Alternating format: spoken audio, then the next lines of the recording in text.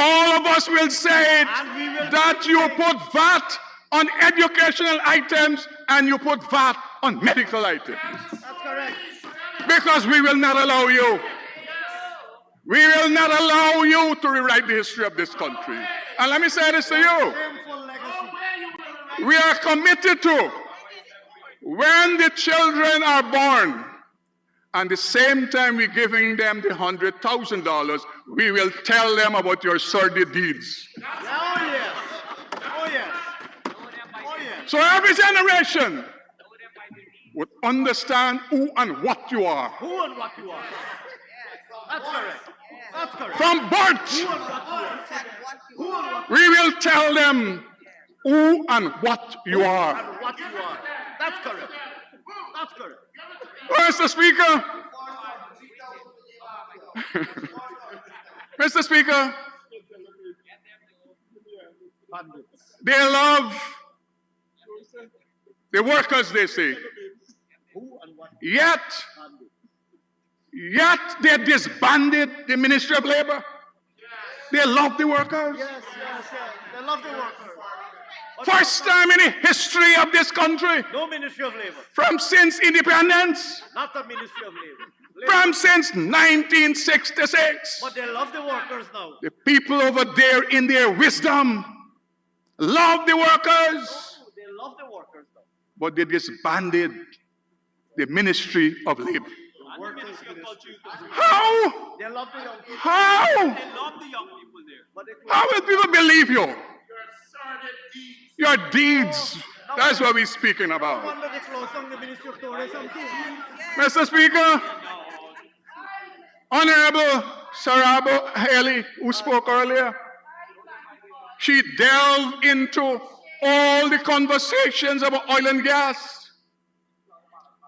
When we found oil, they came into government. Under them, the production of oil started. And all them fancy things she was talking about. How the labor sector must supervise oil and gas. They train nobody to do that. None. I mean, And they receive money to do do it. you believe these people? They receive money to do it. They're trained not of occupation safety and health officer Not one. who can go out there and inspect an FPSO or a drill ship. Not one. Not one. Not one. And Figueroa want know why. She talks about the wars. And Figueroa want know why he's sitting She out talks about the wars of the workers. this time.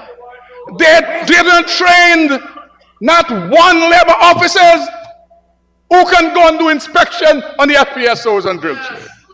And they come here with their pretense. Correct. Mahipal flicking. I can report to this National Assembly Mahipal flicking paper. that presently, He hiding under. under the People's Progressive Party Civic, we have 9 officers that can visit those drill ships. Tell them, Joe. 9. And you want to know why you're sitting over there and will be 5 OSH officers and 4 labor why officers. you'll be sitting there for 50 more years. Mr. Speaker, You want to know why you're sitting over there. in 2024, those officers made 9 visits to FPSOs and the drill ships out there. And already a plan is in place for them to do 8 such visits in 2025. And Mr. Abu Ali come with crocodile tears crying about the workers. Yes, she was crying.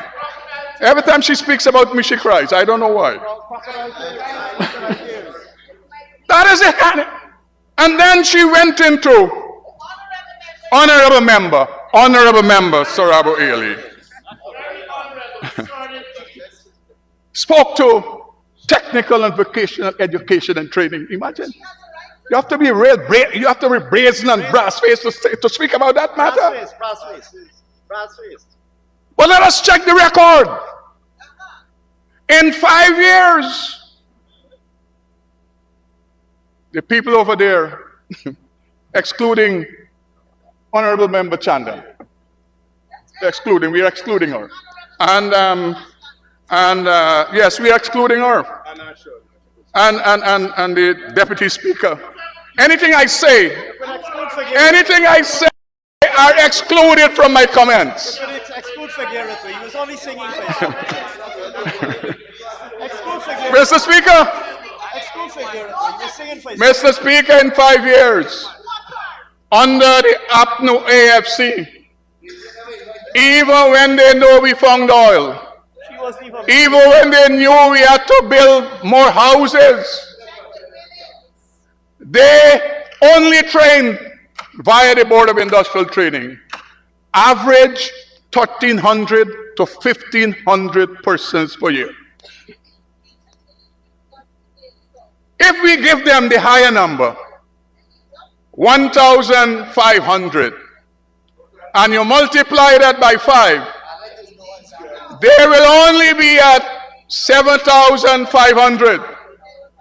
I can report to this National Assembly that in 4 years, under the People's Progressive Party Civic, we have trained 12,765. And y'all care about young people. Y'all care about young people.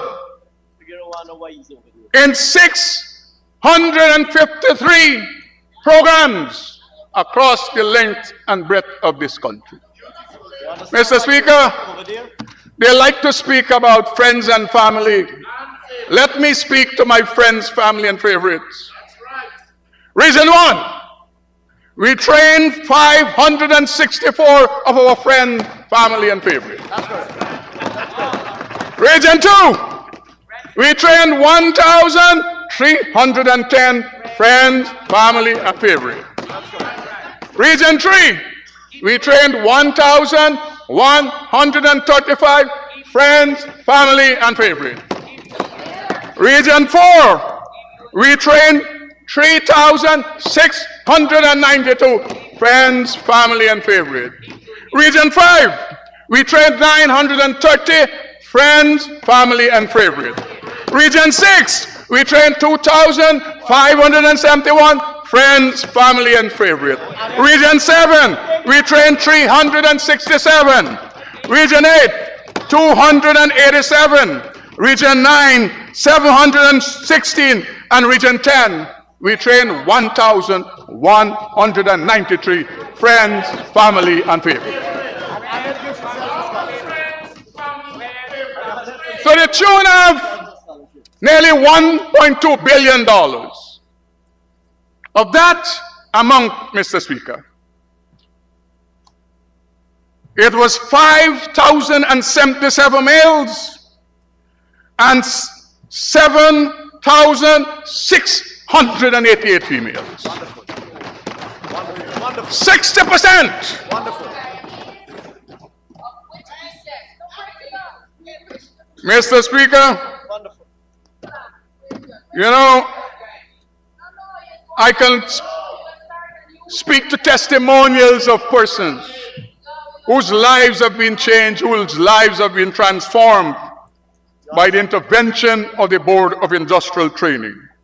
Mr. Speaker, let me quickly say that, look, because of the work the Board of Industrial Training we have been doing, we have had collaboration with the Guyana Energy Agency, programs paid for by the IDB. As I speak to this National Assembly, a collaboration to train 20 women, 2 from each region, paid for by the World Bank. We have had collaboration with the Basic Needs Trust Fund.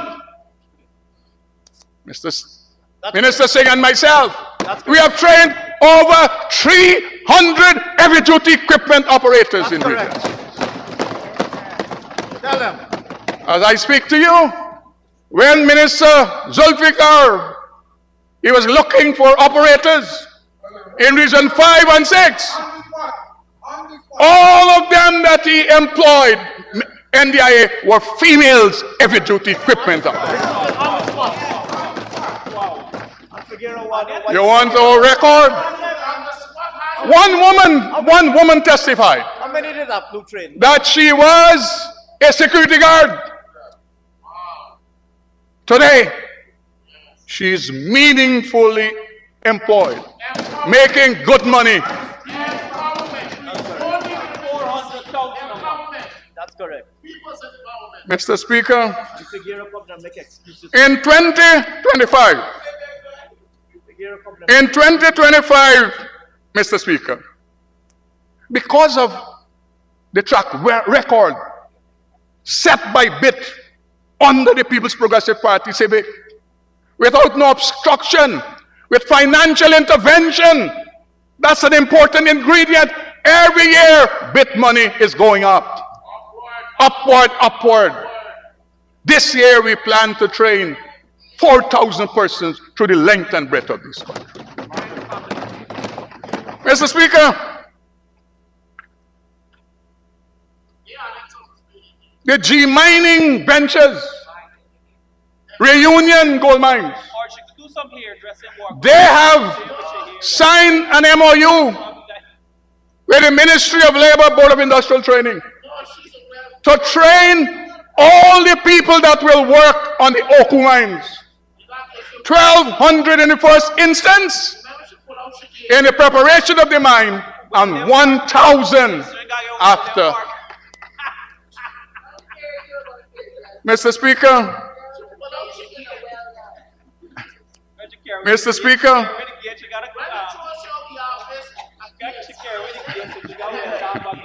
Imagine the Mr. Imagine the Guyanese people throw shield and Norton throw shield. So, Mr. Speaker, you know, in 5 years, what is happening now,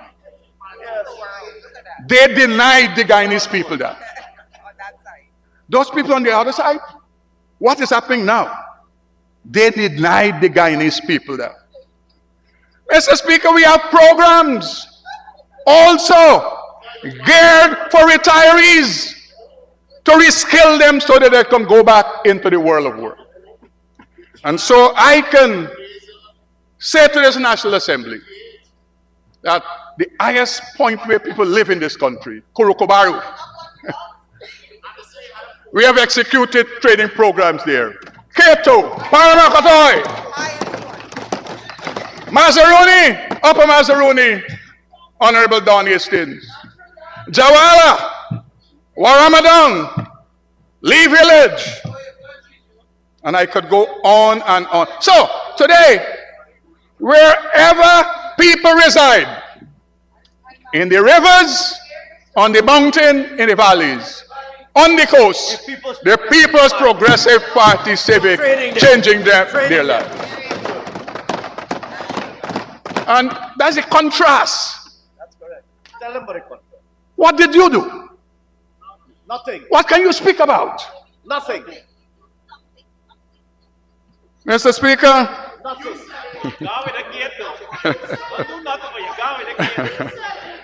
Mr. Speaker, let me go back to occupation safety and health. That is very important in the scheme of things in this national development drive. When we went back into government in 2020, even with the oil and gas economy, the Ministry of Labor OSH department had only 9 OSH officers to supervise this whole country. Is that not industrious? It's industrial. God. Oh my God. Oh my God. I'll get to the industrial accident. Not the industrious one. My God. Mr. Speaker. It would have been an accident. Oh my God. Mr. Speaker. Mr. Speaker, the Occupation Safety and Health Department now, we have authority from the Public Service Ministry to employ 32 staff members from 9. In every region, except for Region 8, the Ministry of Labor, we have offices established here. Mr. Speaker, going back to BIT, we didn't stop at just training. We presented to the Ministry of Finance a program to ensure that we can start constructing our own training buildings. And I can report that Unity, Mahaika, we have a training building. We have a building, Mount Grippo Hill, Bartica, that will train the people for the Oku mines. We will commission a brand new building in New Amsterdam in 2 weeks' time. We have one that will be ready in 2 months' time in Koribotan. We have 3 contracts signed this year to build 3 buildings, one at Port Kaituma, one at Tushen, and one in Madhya. Mr. Speaker, the OSH department continues to give free service via lecturing and speaking to private sector and public sector. We have trained and ensured that companies now, they have health and safety committees, both in private sector and public sector. We have several collaboration with stakeholders in both public sector and private sector. We have done 1,381 inspections for the year 2024. Mr. Speaker, as I've said earlier, we did the inspections. Workplace accidents, 543 accidents reports were received, and 176 were investigated, including 32 fatalities. We are concerned that we had a decrease in 3 years. In 2024, there has been an increase.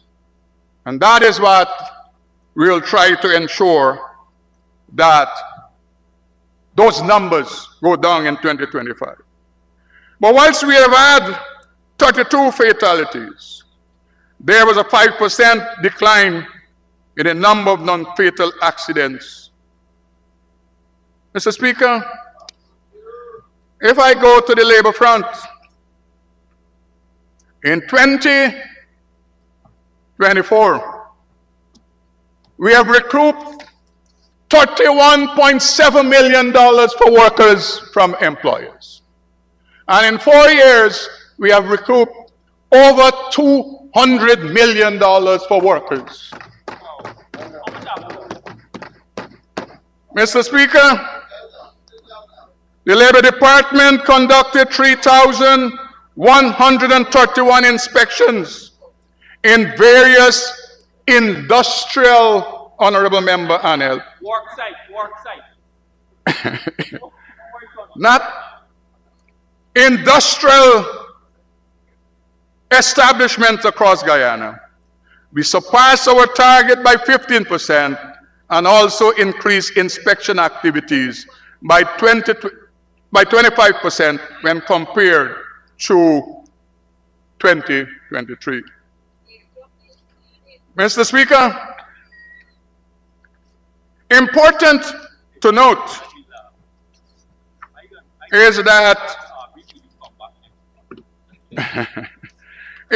the Department of Labor, the Chief Labor Officer, has countersigned some 34 collective labor agreements, including the ones with the GTU and the Ministry of Education. Even though you all created political obstruction and destruction. That's correct. That's correct. Tell them. We have just signed a 3-year agreement with the Guyana Public Service Union. Tell them. Even though you over there would want to utilize the workers to create destruction on your behalf, hoping that somehow that can aid and help you to get back into power. But the people see you now. You will not be able to cover them anymore. The people you're looking for now, that you hope to put on a green jersey on them, and you hope to put a placard in their hands, many of them are constructing roads in Sophia, Minnesota. They're busy building their houses, buying their cars, buying their buses.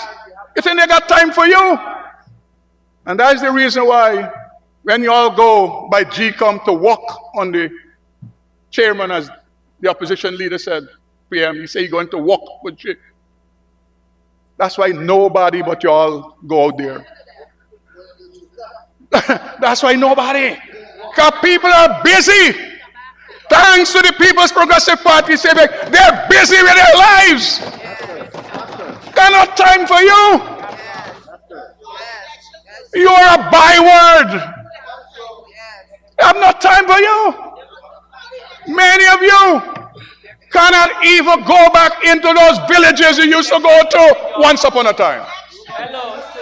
The People's Progressive Party civic, we can walk in any village, any municipality through the length and breadth of this country. So, Mr. Speaker, you know,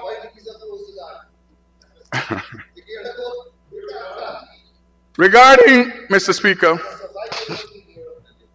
the Central Recruitment and Manpower Agency, and let me just say quickly, Honorable Member Jorman Figueira, of the 12,742 persons we have trained, our tracer study informs us that 73% of those persons are meaningfully engaged, they're employed. At this point, Minister, we'll need an extension. Mr. Chairman, I'd like to ask that the honourable member be given 5 minutes to continue and conclude his presentation. Thank you, Minister Teixeira. Honourable Minister, please, you may continue. Thank you very much, Mr. Speaker. Mr. Speaker, the Central Recruitment and Manpower Agency has been going through the length and breadth of this country, ensuring we engage young people in job readiness program. When you disbanded the ministry, nothing like that happened. Mr. Speaker, through our job bank app, we have been able to employ several hundred persons. We have over 300 workers, employers that are on that platform. All of that service we give for free.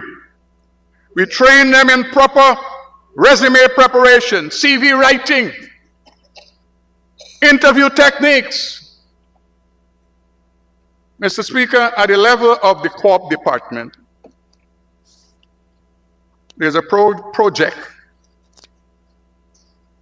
executed by the AG Chambers, the Ministry of Housing, CHPA, and the Ministry of Labor, where we have committed to ensuring that every citizen that lives in a co-op scheme, they will get their title and their transport.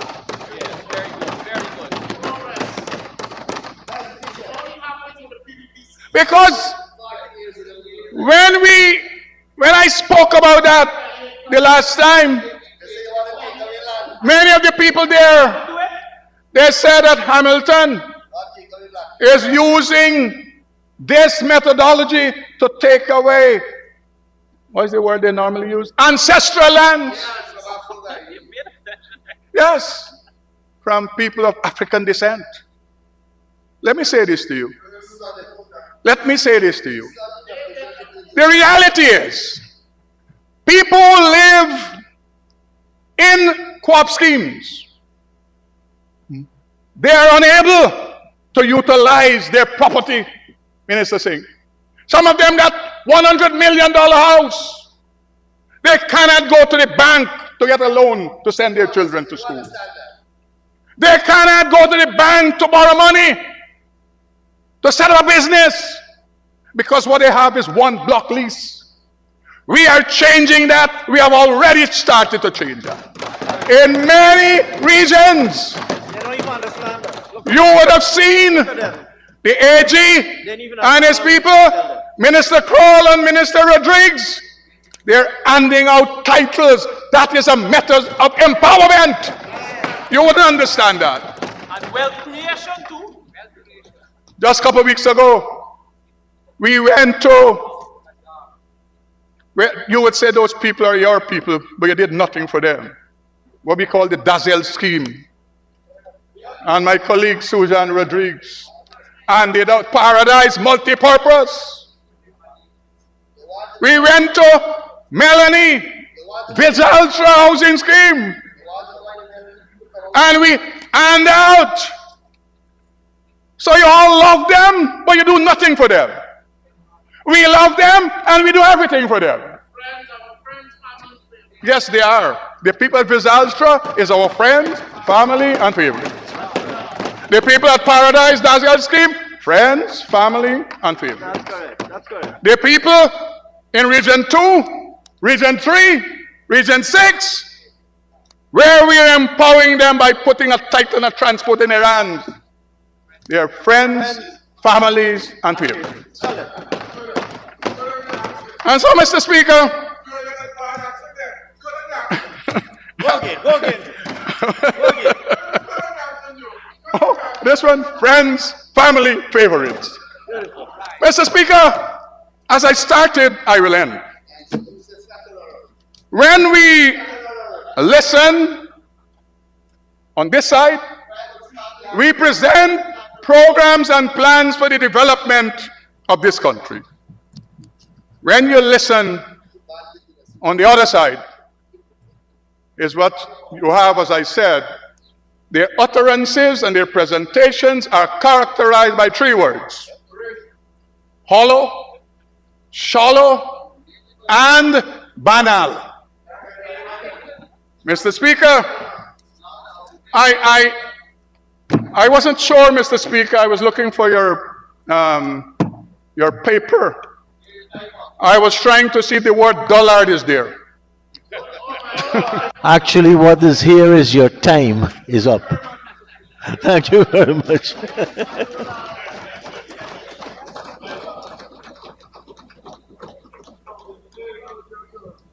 And now for the honorable member, Miss Maureen Philadelphia.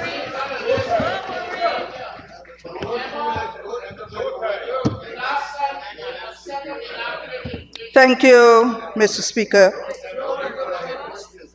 I rise today as a representative of Region 4, a region that is both the economic engine of our nation and a microcosm of the challenges faced by ordinary Guyanese. While I'll acknowledge the government's efforts in presenting this budget, I must with a heavy heart highlight the areas where it falls short in addressing the pressing needs of my constituents and the nation as a whole. From the onset, sir, it is clear that the gap between the affluent and underprivileged has significantly widened. This budget, Mr. Speaker, while ambitious in its scale, lacks the vision, inclusivity, and equitable resources allocation required to truly uplift its citizens, and I mean every citizen. It is a budget that speaks of progress in numbers, but fails to translate those numbers into tangible improvements in the lives of the people in this dear land of ours. Today I stand here not to oppose for the sake of opposition, but to advocate for fairness and accountability. The passion of my critique is rooted in hard facts, supported by evidence, and aimed at fostering constructive dialogue for the betterment of our people. Mr. Speaker, the legendary Buju Banton once sang, "Who can afford to run will run, but what about those who can't? They will have to stay." These words resonate deeply with the people of Region 4 and Guyana at large. They remind us that progress is not just about grand projects and record-breaking figures. It is about ensuring that every citizen, regardless of where they live or their socioeconomic status, has access to the basic necessities of life, quality health care, education, and opportunities to thrive in this glowing oil-producing Republic of Guyana, Little Dubai. Sir, my colleague, the Honorable Valdo Lawrence, reminds us that the cover of this book tells us its content.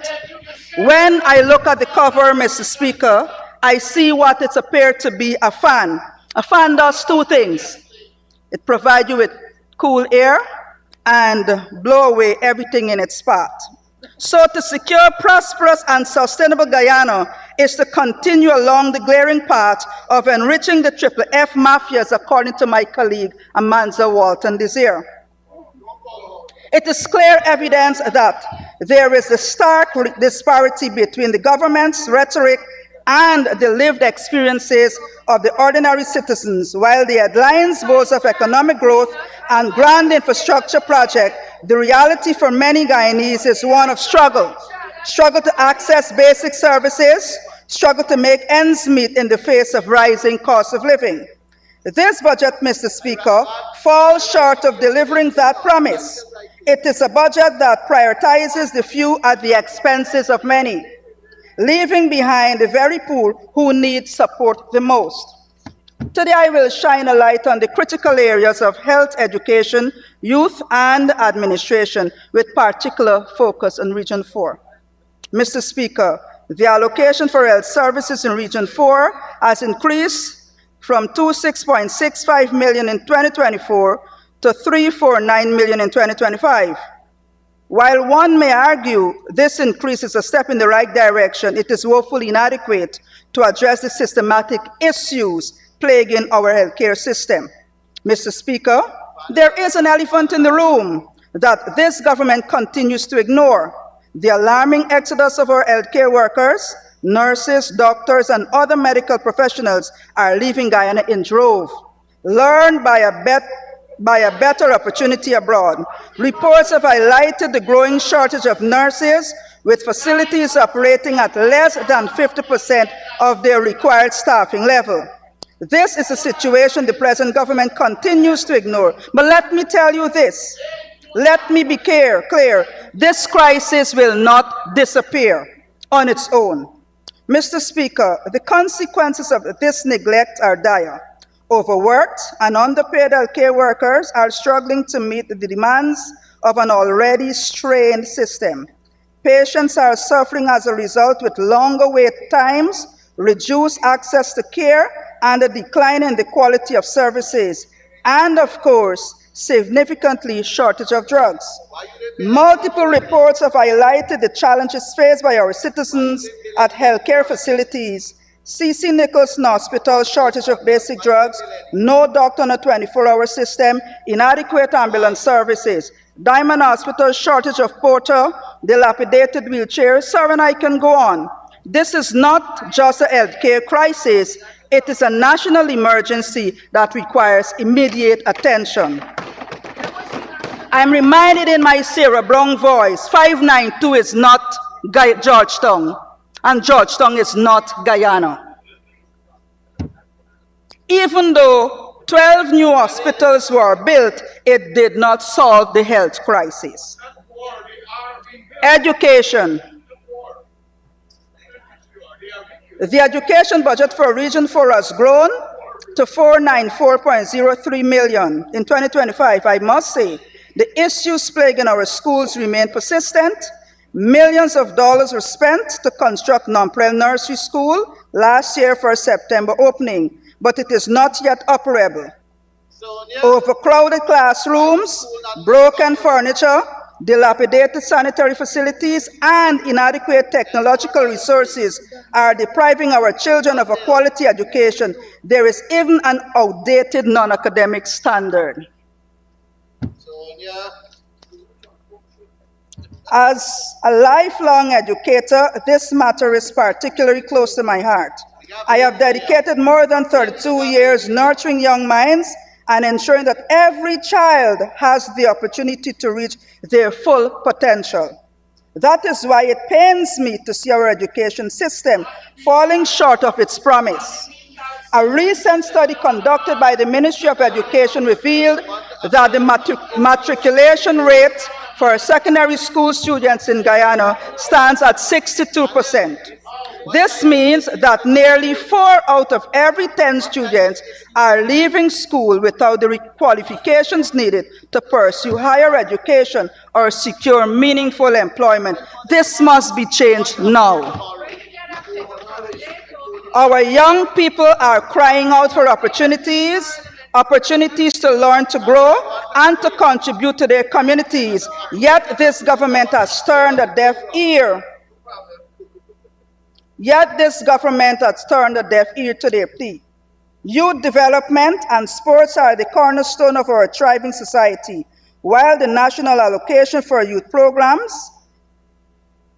is 4 billion, the lack of targeted investment in grassroots initiative for Region 4 is a glaring omission. Mr. Speaker, I know that the former Director of Sport has been given a promotion and now sits in this August Assembly. While I congratulate him and wish him well, let us not pretend that his tenure as Director of Sport of Youth was anything but underwhelming. If his performance in this role is any indication of what we can expect in this House, then we have little reason to hope for progress. This is not an exaggeration, Mr. Speaker. Take a walk through any of the communities on the East Coast, whether they are aligned with the government or the opposition, and ask the young people about the opportunities for training and development that they have been provided to them over the last 4 years. You will be met with blank stares. The harsh reality is that our young people in Region 4, and by extension across Guyana, have been neglected. Sir, I spoke about Paradise and Belfield Housing Scheme Playfield in my 2024 presentation. Belfield Playfield was fenced and sand-filled. And you know what? The Honorable Ramson came like Nicodemus on the 26th of October in a circus handover. It was a picture moment as usual. The facility is without water, light, sanitary and change facility. As a matter of fact, it is once again overgrown with vegetation and permanently locked. The youths cannot have access to the playfield. Honorable Ramson. And that's PPPC for you. Mr. Speaker, this is not how we build a future for our young people. This is not how we empower the next generation to lead our nation forward. And certainly, this is not how we secure a prosperous and sustainable Guyana. Our youth deserve more than opportunities and empty promises. They deserve real opportunities for training, development, empowerment, and employment. They deserve a government that prioritizes their needs and invests in their potential. Mr. Speaker, the time for half measures and empty gestures is over. Our youth are watching and they deserve better. Let us not fail them. Administration. I must lend my voice to highlight what I believe is a tragic situation playing out at the regional and the municipal levels across our country. Mr. Speaker, far too often we are confronted with the tensions between regional executive officers and democratic councils, regional executive officers and regional chairmen, and tensions between mayors and town clerks. These conflicts are not coincidental. They are the direct result of a system that prevents councils from functioning as they should. It is a classic case of the letter of the law being used to undermine the spirit of the law. These tensions, Mr. Speaker, are not just administrative hiccups. They are systematic failures that hinders progress and development. The root cause is simple. Councils are being saddled with administrative staff who are not aligned with their mandate instead of serving the will of the people who elected these councils, these officials are often beholden to central government carrying out its agenda rather than the wishes of the communities they are meant to serve. This is not just a matter of inefficiency, it is a matter of democracy. When councils are stripped of their ability to function independently, the people lose faith in the system, development slows, projects stall, and the needs of communities go unmet. This is not governance, this is political short-sightedness at its worst. Mr. Speaker, I firmly believe that these issues have a simple fix. We must have the political and legislative will to address it. The current practice of imposing administrative staff on councils, especially those filled with political opponents, is not only counterproductive, but also deeply unfair to our people. As the saying goes, when elephants and lions fight, it is the grass that feels the squeeze. Likewise, when those in leadership fight, it's the ordinary people who suffer, the very people that we were elected to serve. Mr. Speaker, if we are serious about the development and if we are serious about the good of our people, then we must act now.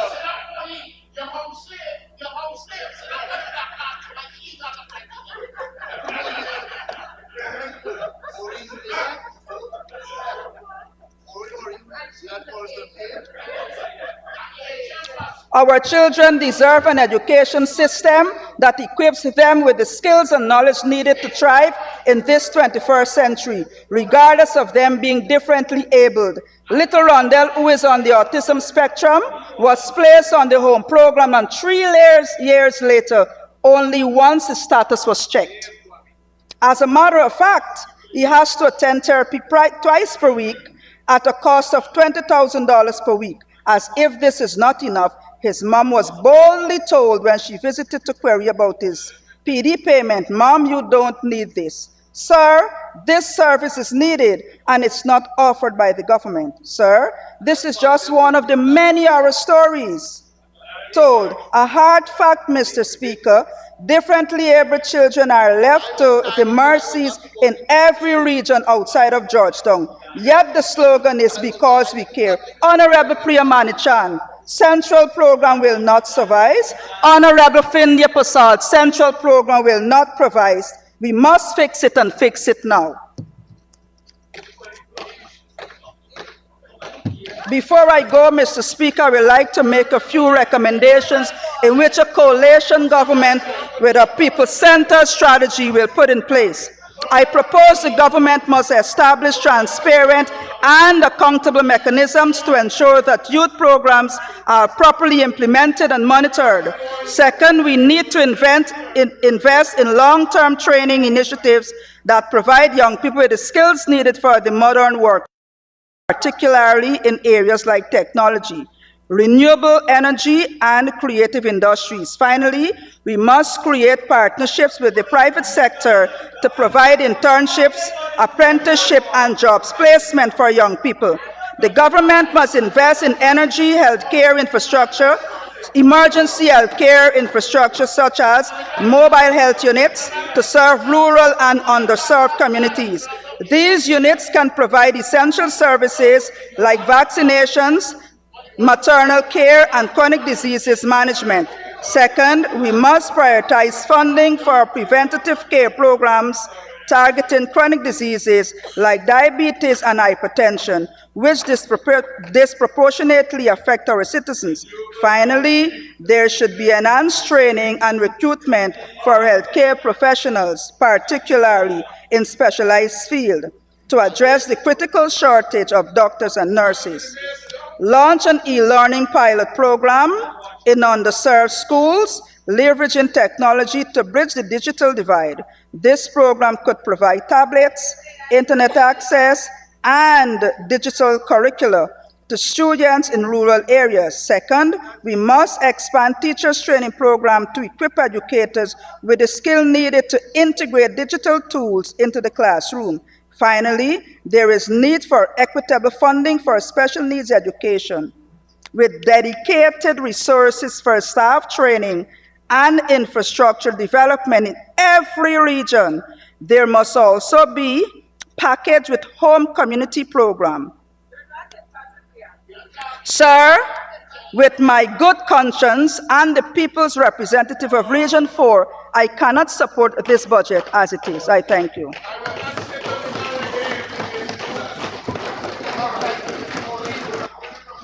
Thank you very much, Honorable Member. And let us welcome to the podium the Honorable Member, Mr. Suresh Singh, on his maiden presentation. And to remind us that on a person's first address, we give that MP silence. Honorable Member, you may start now. Thank you very much, Mr. Speaker. Mr. Speaker, it's very important on the onset of my presentation that I must say, and for the record, I must say thank you to the People's Progressive Party Civic for selecting me, for having confidence in me to be at the highest forum of representing Guyanese.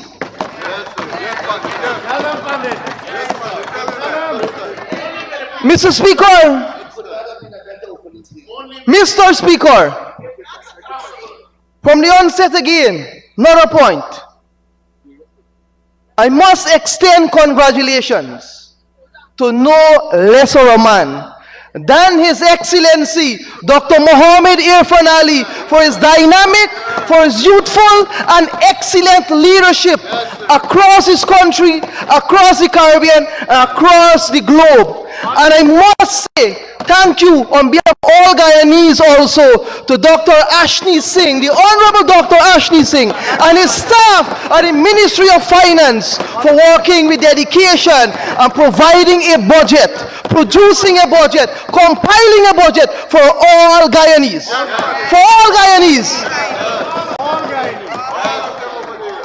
Mr. Speaker,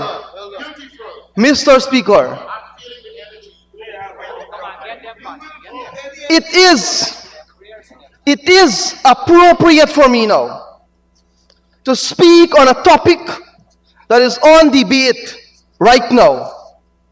A topic that none of the honorable members on that one side will ever understand. You know why, Mr. Speaker? They are merciless. They are merciless. And the People's Progressive Party Civic is merciful. I came and I am I was born Region 4, East Coast of Demerara. Enterprise, a sugar producing community. And when you shut down the sugar estate, you not only affected 7,000 sugar workers across this country, you affected my village, you affected my family, and you have affected me. My father went home because of your callous, heartless attack, and that is on you. You are merciless. You are merciless. Mr. Speaker, on an average, 7,000 sugar workers, a regular family will have 4 members of that family. Directly, you are affected 28,000 Guyanese you placed on the bloodline. You did that. Well, let me tell you something. Again, I'm telling you, your side is merciless and we are merciful. And I'll give the nations examples of what we are doing to ensure we work for every Guyanese. We work to nurture, we work for upliftment, we work for empowerment of every Guyanese. And at the end of it, I am charging you to do the right thing, to apologize.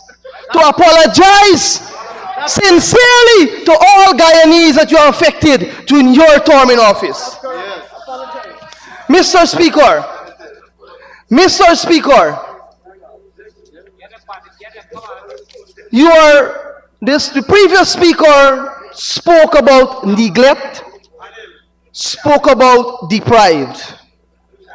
And that word, if we had a mirror here, would have bounced back right over to one side. Would have bounced back right over to one side. Mr. Speaker, they revoked callously the Because We Care cash grant. Is that merciful? Is that caring? You have neglected the people, the young people of this country.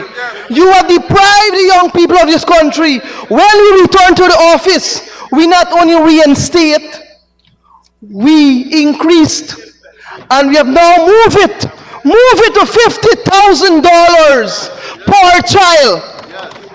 And your favorite words rather, friends, families, and favorites. So I want to tell all young Guyanese, the 205,000 plus young Guyanese that will be benefiting from the cash grant and their parents. Indeed, the People's Progressive Party Civic is their friends, is their families, and we are your favorites, and we care for you, not the other side. We care for you. We care for you. Tell them about it. Tell them. Mr. Speaker,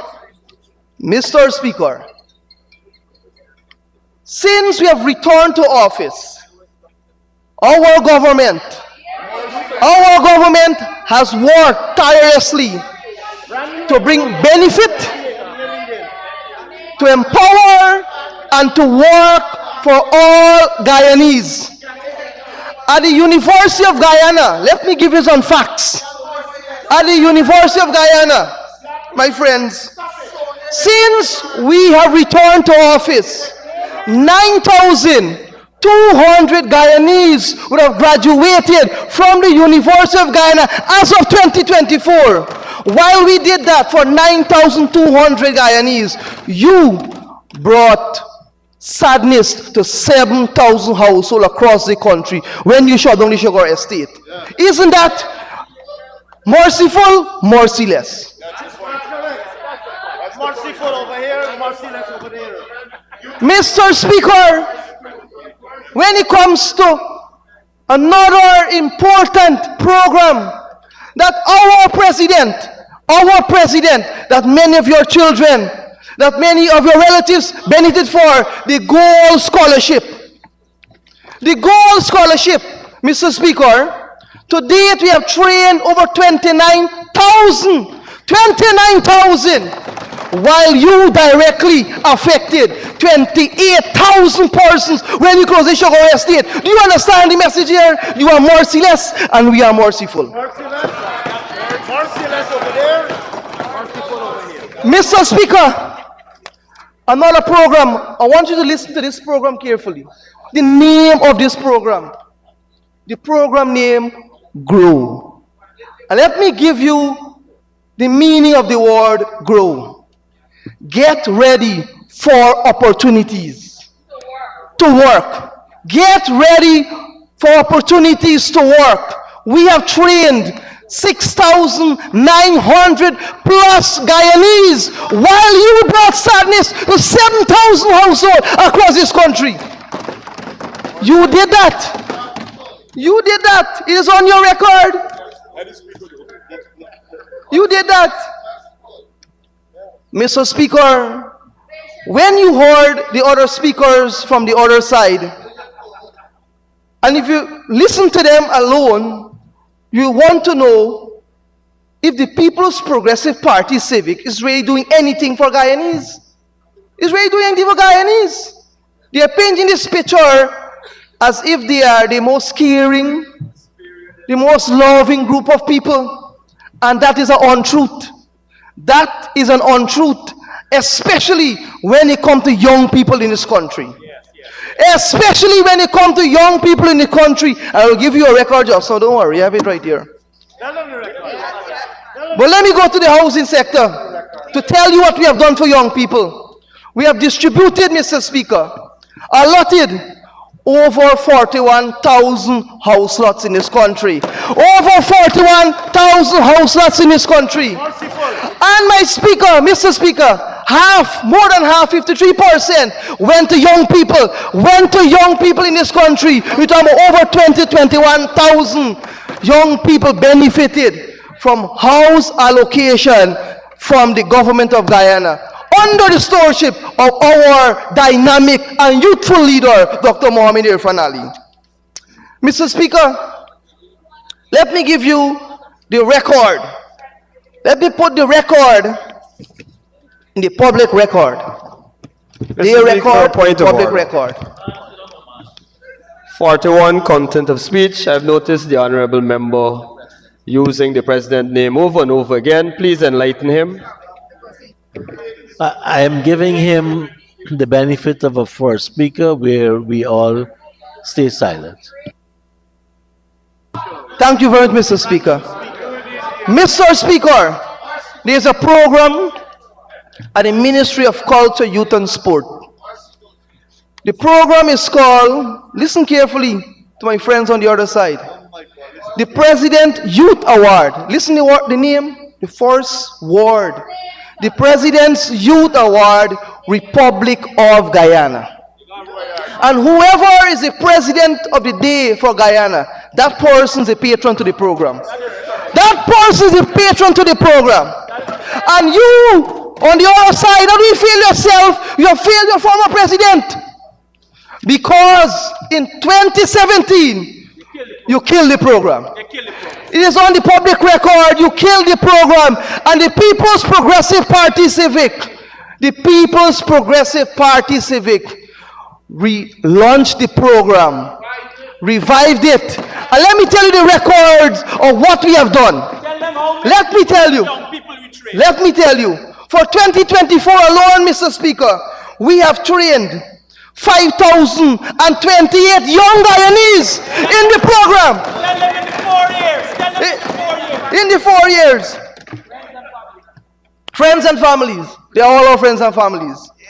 Mr. Speaker, this particular program, I want to give a little context here, has roots in England, Duke of Edinburgh.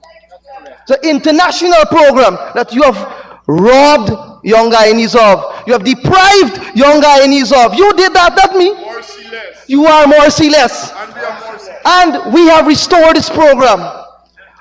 We have now, for the first time after almost 6 or 7 years, we have brought back the expedition part of it. The expedition, the bronze, silver, and gold expedition. We are proud to say we have sent on the expedition 219 young Guyanese, and they're all proud of the People's Progressive Party Civic, and they are our friends, they are our families, and they are our favorites. That's correct. That's correct. Let me tell you one more thing again for young people. For our robotics and coding program, a massive program, Mr. Speaker, that we have created, we have established rather, 66 training hubs across this country. 66 training hubs in the last 3 years, because we all know what the COVID-19 period. And we are proud of our record in Ministry of Culture, Youth and Sport. For last year alone, Mr. Speaker, we have trained 1,797 young Guyanese across this country for robotics and coding. How many have to train? None. How many did you train? How many you train? They can't answer the question. It's silent. Mr. Speaker, out of this 17,000 plus, we are proud to report that for the first time, we have a pool of trainers attached to the Ministry of Culture, Youth and Sport of 70 young Guyanese, educated young Guyanese, well-trained young Guyanese who are our trainers for this program. Addition to that, for the first time, Mr. Speaker, we have now launched a program within the same program, and we have labeled it Advanced Robotics Training. Advanced Robotics Training, and let me tell you about that, because the word is alien to over that one side. Advanced robotics training, it means that a young person who is desirous of being enrolled and being part of this training, they must be in the second year at least at the University of Guyana pursuing information technology, computer science, or at the CAPE level pursuing computer science. That is how advanced this program is. And we are going to train more young Guyanese. So we're making a public call. We're making no secret call. Any young Guyanese who are in the field of information technology and you want to be part of our program, contact us. Contact us and we're going to get you on our program. You hear? A public call for all our friends, families, and favorites. They'll be calling my phone. And we're going to enroll them. That is what is our record. Mr. Speaker, my friend, the previous speaker said that she represents Region 4, especially on the east coast of Demerara. Based on the parliamentary records, I think the opposition has about 4 or 5 MPs who are representing Region 4. Many of them are living on the east coast of Demerara. My question to them, from the time you took office here in this house, how many times you have visited your base? How many times you have visited your base? Never. You go to your base and ask them, without me being here, without me taking this office, I was in their communities, weekly, monthly, talking to them, engaging them, and ensuring that the People's Progressive Party civic policies, programs, and development reach those communities. I did that. And if you forgot where your base is or the communities, let me help you remind you. Because guess why? When you go for the votes now, they will tell you, no, you have done nothing for them. In their base on the east coast of Demerara, the public record will prove. Minister Edgel is here, Minister Indar will tell you, we have done over 250 roads, Minister, in their base only. Yes. Minister Edgel walked into Buxton and fixed 25 bridges. And they give the contractors in that village the work, public. Then you are on the public record telling Guyanese that we cannot eat bridges and roads. Now go and tell your base that we cannot eat bridges and roads. Go and tell them. Go and tell them. And let's hear what they will tell you. That's why they don't have a base anymore. You don't have a base anymore? That's why they don't have a base anymore. Eat at your base. And let me tell the communities, Melanie, Victoria, Paradise, Beirut, Pleasant, Buxton, BV Triumph, Vigilance, Haslington, I can go on. The entire East Coast here, your base. And you have failed them miserably. You know why? If you would have fixed their roads when you were in office, we know how to go fix their road. You understand that? We did that. Because you failed to do that. That is on the public record, Mr. Speaker. That is on the public record. We did that. When Minister Edgel went in 2022. On the parliamentary record, your time is up. Mr. Speaker, I would like to ask the honourable member be able to have 5 minutes to continue. Honourable member, we will give you some latitude so that you can continue and conclude. Thank you very much, Mr. Speaker. Thank you very much. Take an hour of my time. Mr. Speaker, when Minister Edgel went into Buxton in 2022, 2 years after we took office, not 1, not 2, not 3, not 10, Chris, 25 bridges need repairs. No one can tell us that in 2 years, 25 bridges were damaged in Buxton. You neglect them. You deprive them of infrastructure development, and we went and rescued them. We did that. We did that. That is on the public record. That is on the public record. Mr. Speaker, I must remind Guyanese. I must remind Guyanese. My duty to remind Guyanese. In 2015, when we were all in the campaign mode, the APNU AFC went with a manifesto. I have it here. My honorable friend, Minister Vikram Bharat, went through your 100-day plan, and now you start a 90-day plan. You could not deliver on the 100-day plan. Now you cut it to less time to 90-day plan. I'm sure the list is longer. Mr. Speaker, let me remind, the public what a few points, is in their plan that they have failed to deliver. That's the truth. Failed to deliver. On page 10, listen to the heading. The APNO AFC coalition is resolutely, hear the word, a nice big word they put there, resolutely committed to. Listen what they are committed to, Mr. Speaker. Setting Guyana on a path where all Guyanese, regardless of race, geography, can feel fully motivated to be proud of our nation and afforded the opportunity to make meaningful contributions to society while successfully caring for themselves and family. What? You hear what you have to do, okay? And you, with a stroke of a pen, send home almost 2,000 Amerindians, 7,000 sugar workers. How is that related to this point? 1,000 bauxite workers. And 1,000 bauxite workers. Shame. Shame.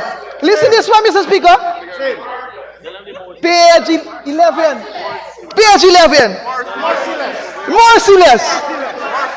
Listen to this heading now, Mr. Speaker. Transforming the economy. Economy. Up to AFC aspire. A lot of aspirations are here. Yeah, they're always aspiring. Up to AFC aspire to achieve rapid growth and development. This will involve a strategy for meaningful job creation with adequate wages and remuneration. Not done yet. In pursuit of a dynamic and modern economy. Oh, boy. Sending home people. Sending home people is part of it. Job creation. Mr. Speaker. Let me tell them they can't take it. Mr. Speaker, sending home people is part of job creation. 2.5 minutes left. Keep going. You understand? Mr. Speaker, me finish yet. With the page 40 now. 40. 47. Check page 40. Check page 40. Keep going. Page 40. And listen the caption now. Listen the caption now. When you spoke earlier and you talk about youth being deprived and neglected, let me tell the public what you promised and what you failed to deliver. So the caption is, the heading rather, youth policy and development. Oh, and listen your words. Let me remind you of your words. Spare no effort. Let me repeat. For Guyanese, for the public, for the world to hear your words and my words. Spare no effort to establish and nurture a vibrant, diversified, skill-intensive, and natural resource-based modern economy capable of satisfying the needs, hopes, and again, aspirations for employment and development of young men and women. Of young men and women. What did they do? What did they do? Nothing. Nothing. They send home people, they close on sugar estate, deprive youth of a future in this country. Christopher Jones, Ministry a of young Culture man like and Christopher Jones couldn't get a walk on that place. He had to write a letter to the papers begging for it. A young man like Christopher Jones couldn't get a walk on that. This is your record. And Mr. Speaker, I can continue on and on, I can read the whole manifesto, but I'm telling Guyanese, you go and read the APNO AFC manifesto, cross-check their record, and when they come to you, ask them what they have done for you. Ask them what they have done for you. the thousands, the tens of thousands rather, of Guyanese, in this particular, the young Guyanese, who have benefited from the People's Progressive Party Civic. When they come to your door, ask them what they have done for you. I'm telling the People's Progressive Party Civic has helped to uplift my life, empower my life, and made me a better Guyanese, because they're now educated and they make a wiser decision. And we are going to be back in office come after the November 2025 election. Thank you very much, Mr. Speaker.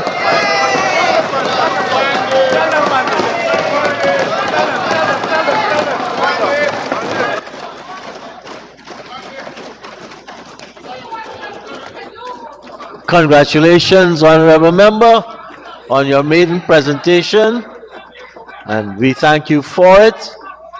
And now, to close off the contributions for today, the Honorable Dr. Vishwa Mahadio. Yes, Pandit. Thank you, Mr. Chairman, Mr. Speaker.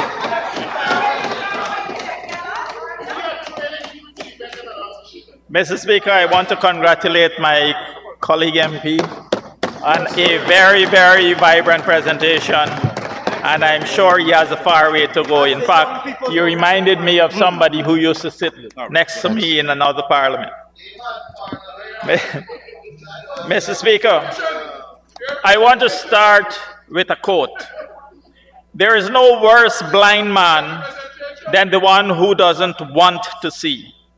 There is no worse deaf man than the one who doesn't want to hear. And there is no worse madman than the one who doesn't want to understand. Mr. Speaker, that encapsulated what I heard today. Mr. Speaker, I am proud to contribute to the 2025 budget debate, a budget that was so eloquently presented by our Honorable Minister, Dr. Ashni Kumar Singh, under the theme, A Secure, Prosperous and Sustainable Guyana, a theme that speaks directly to the aspirations of our people and the responsibility of our government under the leadership of President Irfaan Ali to deliver meaningful and, more importantly, sustainable progress to every citizen in every corner of our great country. And I state here and now, Mr. Speaker, that I support this 2025 budget wholeheartedly. I take this opportunity to thank Dr. Ashni Singh and all the hardworking staff at the Ministry of Finance for their dedicated effort to produce this, the largest budget ever, 1.382 trillion Guyana dollars. This budget that will be wrapping up on the promises made by us in our last manifesto. The numbers and allocations in this budget are not just financial figures, Mr. Speaker. They're actually symbols of hope and opportunities for families, communities, and future generations. This budget builds on the foundation of inclusivity, equity, sustainability, and ensures that every Guyanese has access to tools and resources that they need to be healthy, to grow, and to thrive. Mr. Speaker, before I go into my substantial presentation, I need to answer a couple of issues that were raised. Just before me, a speaker mentioned that there is shortage of wheelchairs in a particular facility. Mr. Speaker, in actual fact, we distributed from the Ministry of Health alone over 900 wheelchairs last year. Mr. Speaker, it was also mentioned that we have shortages of nurses and doctors. Migration, sorry. Mr. Speaker, just to let you know, just to let everyone know, that migration has been a challenge, but, Mr. Speaker, the number of physicians per 10,000 population in 2020 was 11.2. Compare that, Mr. Speaker, to what we left in 2015, 14.1 per 10,000 population, so it reduced. Remember, Mr. Speaker, doctors were forced to either go on contract, go on the pensionable establishment, or their contracts are not going to be renewed. Very many of them opted not to have their contract renewed. Mr. Speaker, last year, it was 20.6 per 10,000 population. And Mr. Speaker, with the advent of the new hospitals that we're building, these numbers are definitely going to increase. And to answer my good colleague over there, nurses. Well, Mr. Speaker, this year alone, we'll be graduating 800. We'll be graduating 800 nurses. We recognize that there are shortages of nurses, Mr. Speaker. But what did you do when you were in office? What did you do to meet the shortages that were there? Currently, we have over 3,000 nurses in training. And this year, we are going to take in another over 3,000 persons. Mr. Speaker, we have a plan and we are working towards the plan. The only thing that the APNU AFC government did better than us, Mr. Speaker, and they did something better than us. Over 4 years, they had 3 ministers of health. We only have one who's doing a far better job than all 3 put together. So the numbers of ministers of health that they had in their term was definitely bigger. Mr. Speaker, last Friday, a member raised an issue about Port Kaichuma. Port Kaichuma Hospital, they claim that they built it.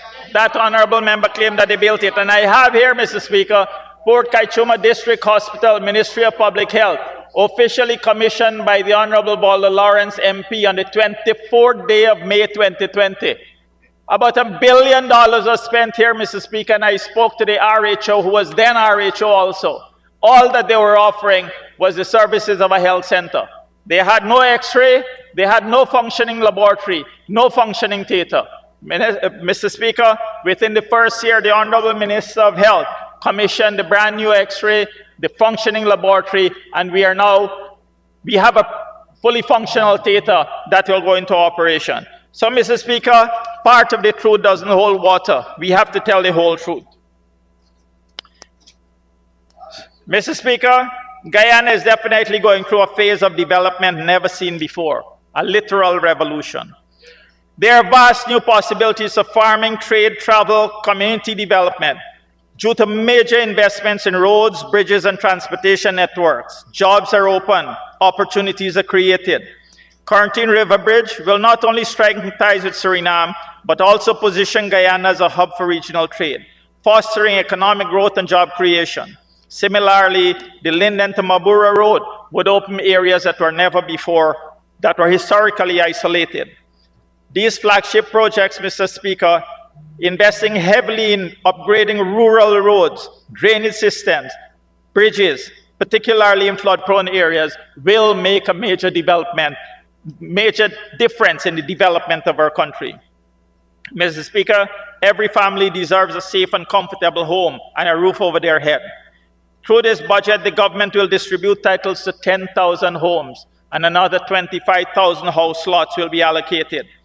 Housing schemes are developed with water, electricity, and modern infrastructure, which will create vibrant communities where children can study and play safely, and families can flourish.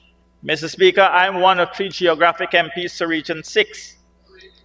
And Region 6 holds a special place in my heart since I worked there as a doctor for over 21 years. The transformative investments outlined in this budget will address long-standing challenges that we have there, Mr. Speaker. Agriculture, under the watch of our Honorable Zulfikar Mustafa, who's also from Region 6.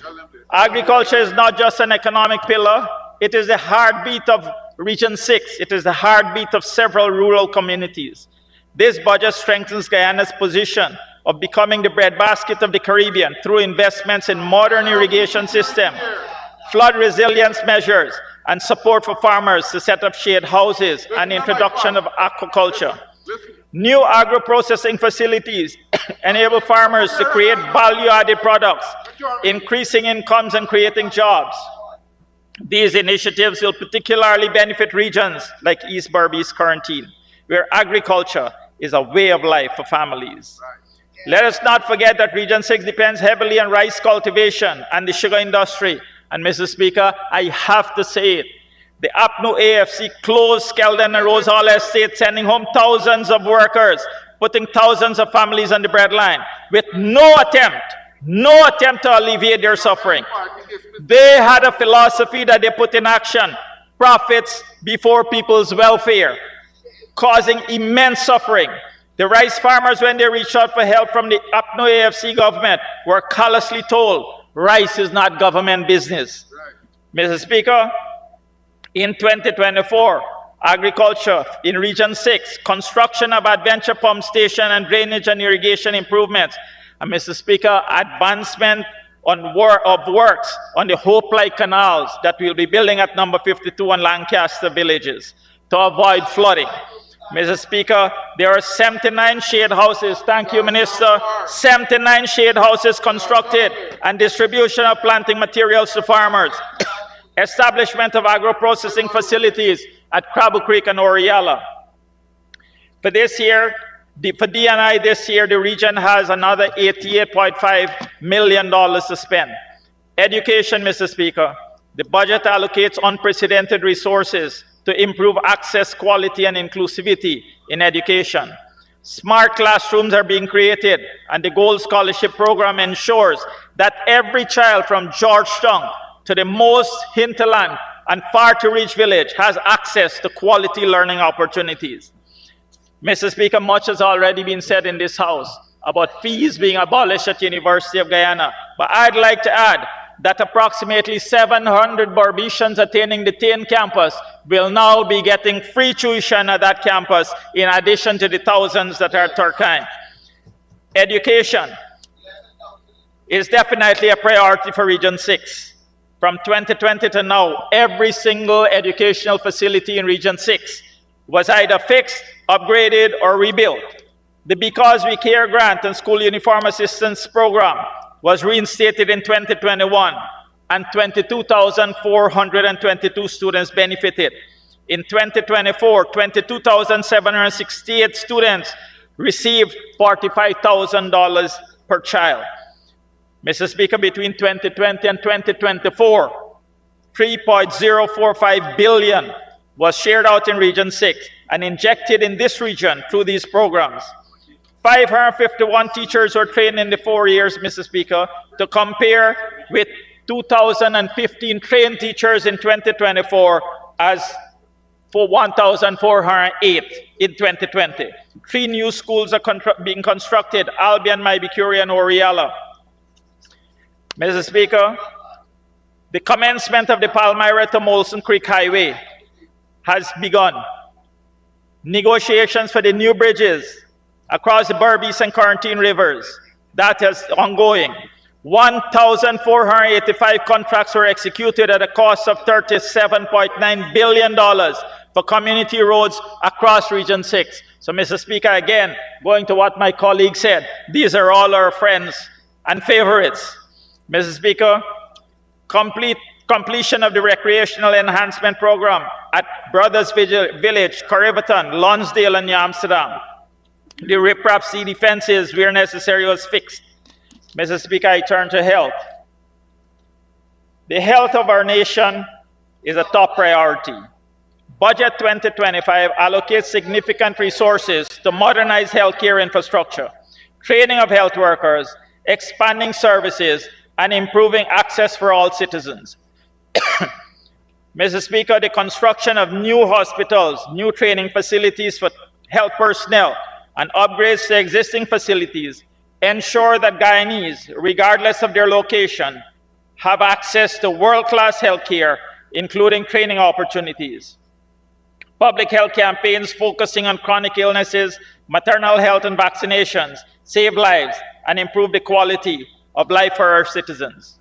The government's commitment to establishing a world-class healthcare system is evident in its focus on modernizing facilities, expanding services, ensuring equitable access to quality care for all citizens. Region 6 is also set to benefit from transformative projects that will enhance the health and well-being of its residents.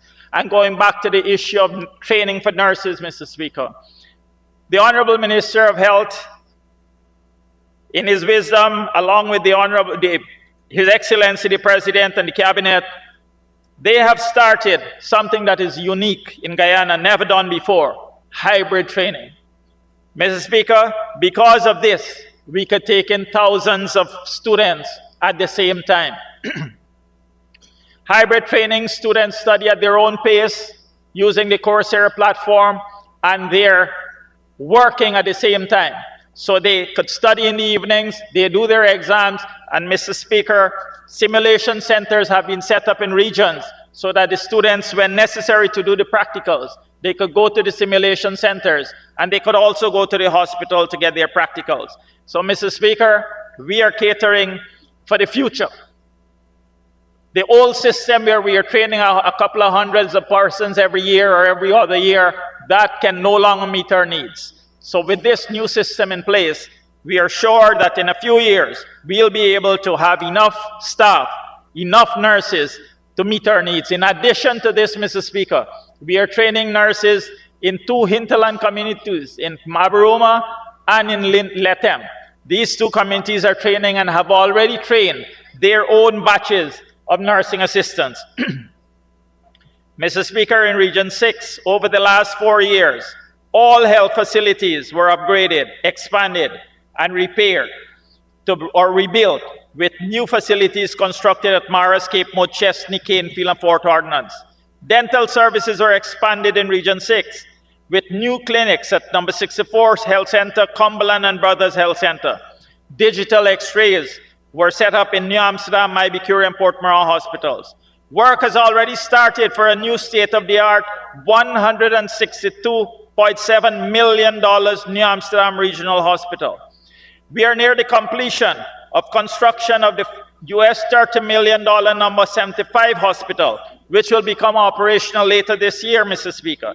This new hospital will have a 75 inpatient bed capacity, 3 fully functioning, fully equipped operating theaters, modern laboratory facilities, a CT, and other diagnostic capacity that we do not currently have.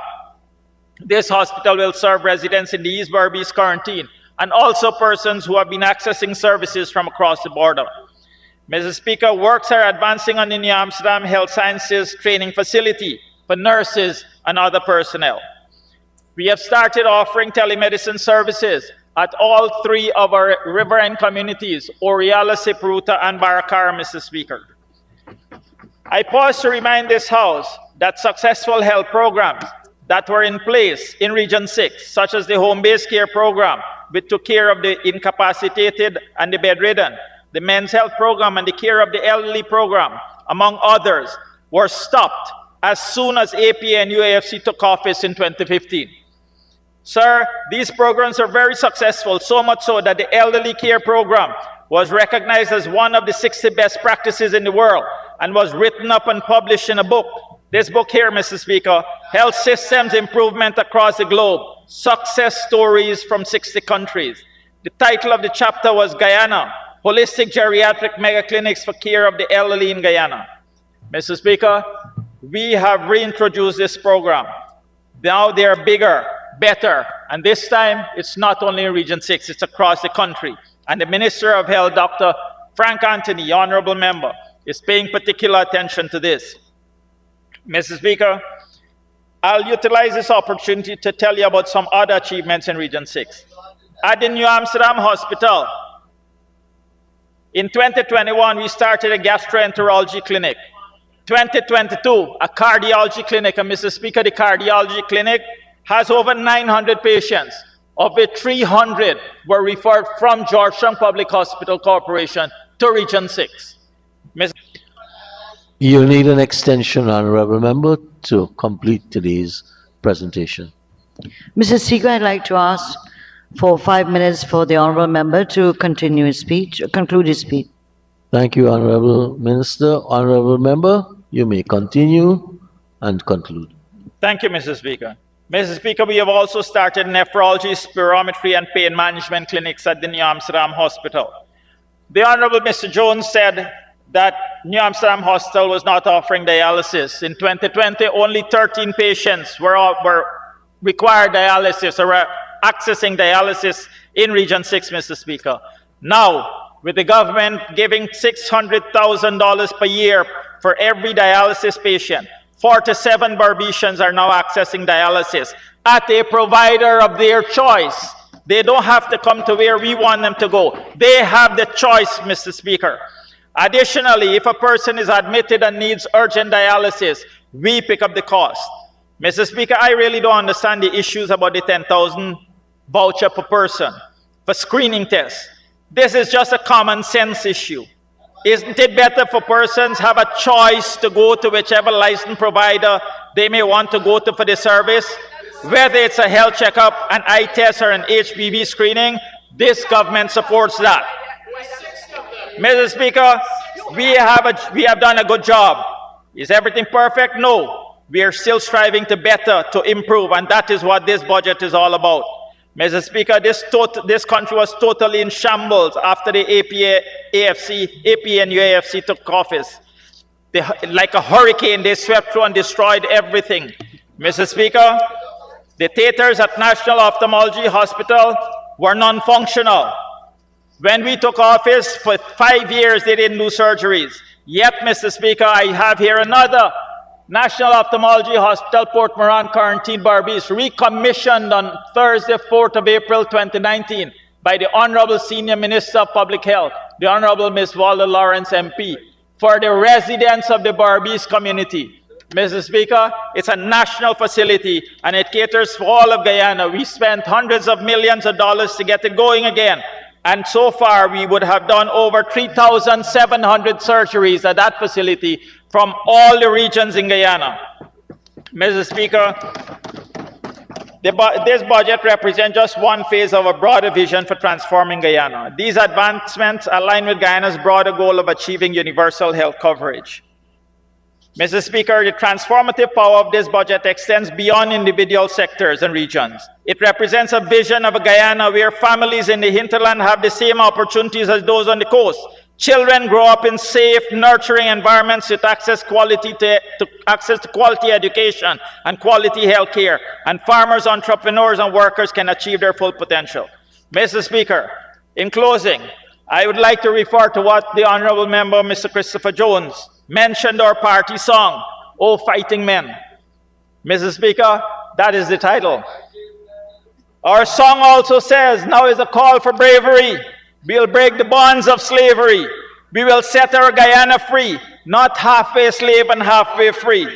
Mr. Speaker, the People's Progressive Party has been since its inception fighting for the freedom of Guyana, fighting for the emancipation of Guyanese.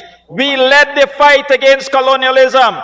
Then we had to lead the fight again against the 28 years of dictatorship.